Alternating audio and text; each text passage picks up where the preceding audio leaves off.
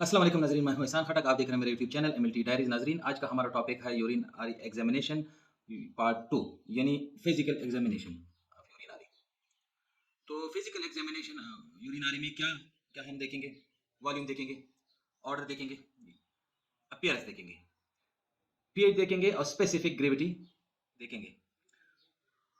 यानी वॉल्यूम जिसे हम होजम कहते हैं, ऑर्डर जिसे हम बू कहते हैं, अपीयरेंस यानी ज़ाहिरी शक्ल, पीएच यानी पावर ऑफ हाइड्रोजन, हाइड्रोजन की ताकत, स्पेसिफिक ग्रेविटी, कशिश शकल।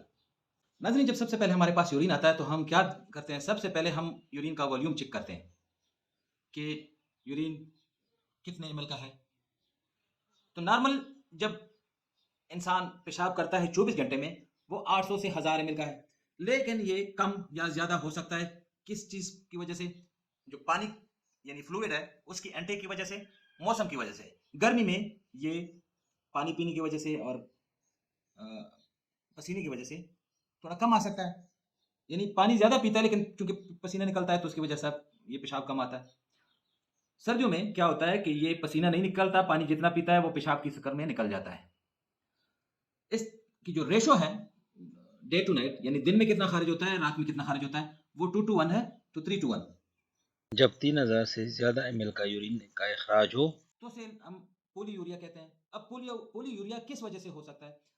ज्यादा पानी पीने की वजह से हो सकता है, चिलिंग यानी सर्दी का होना, कपकपाहट का होना, यानी ड्यूरेटिक का की वजह से भी हो सकता है। जब आप कोई मेडिसिन लेते हो, ड्यूरेटिक मेडिसिन जो आपको पेशाब आपके बदन से पानी निकालता है, तो उसकी वजह से भी है। वो फ्लूइड जो आपको एडेमिक करता है, जिसकी वजह से क्रोनिक किडनी डिजीज का भी हो सकता है। डायबिटिक इंसिपिडिस की वजह से और डायबिटिस मेलाइटिस की वजह से भी हो सकता है। दिमागी खराबी की वजह से भी हो सकता है। जो इनिशियल यानी प्राइमरी हाइपर एल्डोस्टेरोनिज्म होता है, या हाइपरथायराइडिज्म की वजह से भी हो सकता है क्या? पोलीयूरिया। ओलिगोयूरिया दूसरी बीमारी है, यानी पेशाब का कम आना।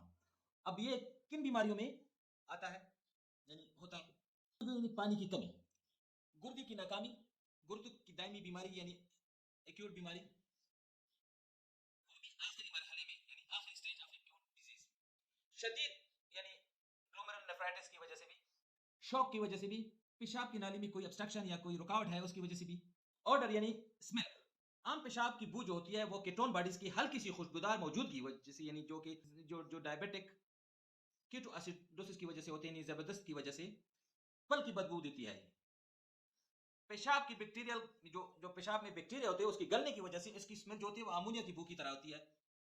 मेपल सिरप की जैसी बदबू तब आती है जब पेशाब में यानी पीप होता हो, यानी पस होता हो, पीप की आलूदगी होती हो, यानी उसकी डिकम्पोजिशन होती हो।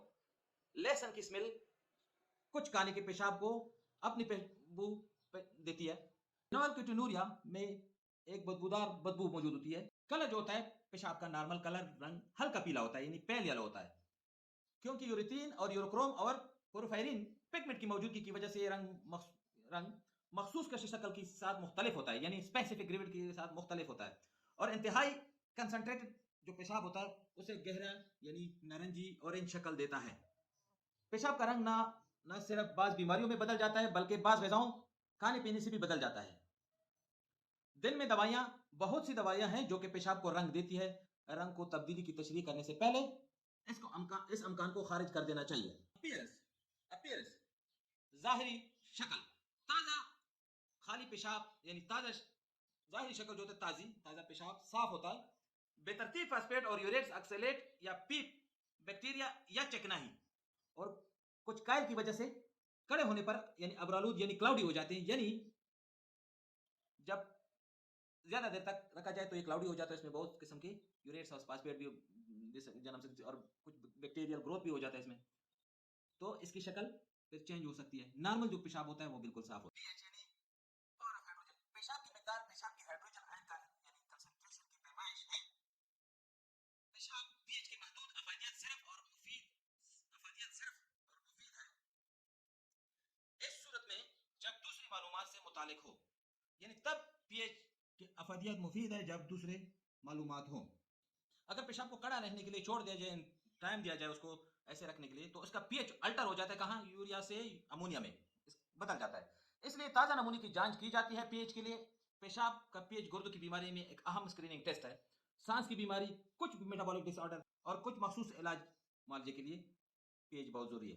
पेशाब का जो पीएच है वो नॉर्मल, जो फ्रेश यूरिन होता है उसमें जरूरी है, क्योंकि ये बाद में चेंज होता है अगर ज्यादा देर तक रखा जाए। नॉर्मली पेशाब का जो पीएच है वो 5 से लेकर 6.5 तक है, लेकिन गुर्दों में इसे वसी रेंज यानी 8.0 से 4.6 तक औसतन 6 में तब्दील करने की सहूलियत होती है।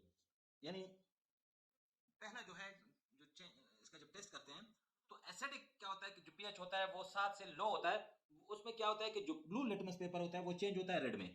इस तरह अल्कलाइन यूरिन में क्या होता है कि जब पीएच मोर देन 7 होता है तो लिटमस पेपर जो होता है वो चेंज होता है ब्लू में, रेड टू ब्लू। जो न्यूट्रल होता है उसमें कोई चेंज नहीं होता। एम्पोटेक में क्या होता है, जो बफर होता है वो बहुत, जो दोनों लिटमस पेपर होता है उसको कलर चेंज कर देता है। तो आज नाजरीन हमारा हो गया है आज का टॉपिक फिजिकल एग्जामिनेशन का, यूरिन का। अगर टॉपिक पसंद आया हो तो प्लीज़ लाइक और सब्सक्राइब कीजिए।